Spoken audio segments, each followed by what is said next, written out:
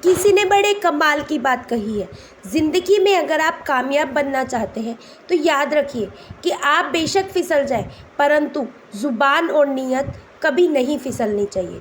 Hello दोस्तों, मैं हूँ सपना गोयल। एक छोटी सी कहानी आपके लिए।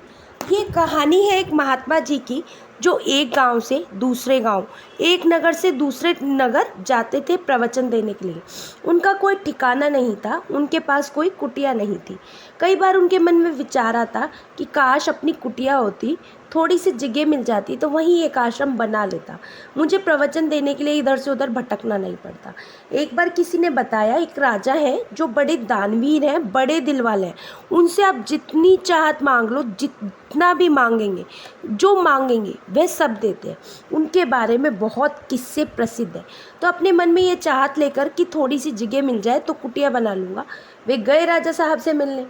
राजा साहब बड़े दानवीर थे। राजा के दरबार में तो देखा तो बहुत भीड़ लगी हुई थी, बहुत लंबी लाइन थी मांगने वालों की, बहुत सारे लोग थे, और जो लोग जो मांग रहे थे राजा उनको सब कुछ दे रहे थे, जितना मांग रहे थे उतना दे रहे थे।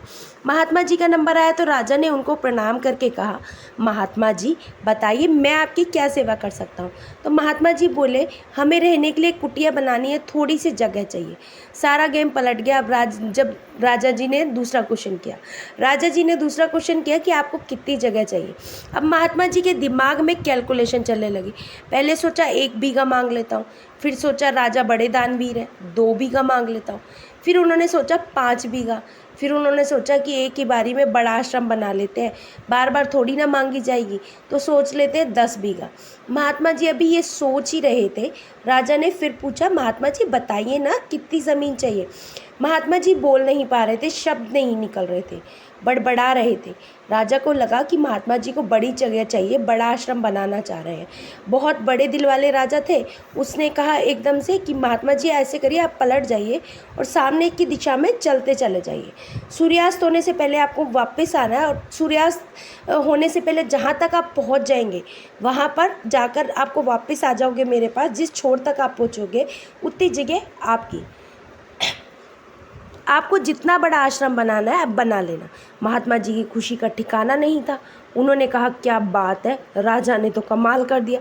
महात्मा जी ने चलना शुरू किया, सामने की दिशा में थोड़ा चला, फिर उनको लगा चलेंगे तो थोड़ी जगह आएगी, दौड़ना शुरू करते। दौड़ना शुरू किया, भागना शुरू किया। राजा को लगा कि महात्मा जी तो दौड़े चले जा रहे हैं, उन्होंने तो मैराथन शुरू कर दिया, रेस लगा दी। तो राजा ने अपने 2 घुड़सवारों से कहा कि आप पीछे पीछे जाओ, पानी का प्रबंध करके लेके जाओ, प्यास लगे तो उनको पानी पिला देना। गर्मी का समय था, दोपहर बहुत हो रही थी। महात्मा जी भागे चले जा रहे थे। महात्मा जी से ज़्यादा जगह कवर कर लेना चाहते थे। रास्ते में जंगल के एरिया में भाग रहे थे। घुड़सवार उनके पीछे से आकर कह रहे थे, महात्मा जी आप थोड़ा सा पानी पी लीजिए। महात्मा जी ने उन्हें कहा, अभी समय नहीं है मेरे पास, और भागे जा रहे थे। सैनिक पीछे से कह भी रहे थे, महात्मा जी आप बेहोश हो जाएंगे, थोड़ा सा आराम कर लीजिए, थोड़ा सा पानी पी लीजिए। महात्मा जी ने कहा, नहीं नहीं अभी समय नहीं है, और चले जा रहे थे। आगे चले तो एक झील आई। महात्मा जी को लगा कि अरे झील भी अपने आश्रम में आने चाहिए। लगे महात्मा जी झील पार करने। बस उनके दिमाग में एक ही चीज़ थी, जाना है ज़्यादा, और ज़्यादा से ज़्यादा एरिया कवर करना है। उनके मन में बस एक ही बात चल रही थी। बाद में एकदम से उन्हें वो शर्त याद आई कि शाम तक से पहले महल को पहुंचना है। देखा कि सूर्यास्त होने का समय आया। अब राजा की तरफ दौड़ना शुरू किया। सूरज ढलने से पहले उनके दरबार में पहुंच भी गए, लेकिन वहां जा कर के गिर पड़े, और ऐसे गिरे कि दोबारा कभी नहीं उठे। महात्मा जी हमेशा के लिए चले गए। ये कहानी महात्मा जी की और आपकी राजा की नहीं है, ये कहानी आपकी और हमारी है। हम में से बहुत सारे लोग दौड़े चले जा रहे हैं, भागे चला जा रहे हैं, पता नहीं हमें और क्या क्या चाहिए। यह जो और चाहिए कि तृष्णा है ना, भूख है, इससे हम भूल गए हैं कि ज़िंदगी सिर्फ दौड़ने भागने का नहीं बल्कि जीने का नाम है।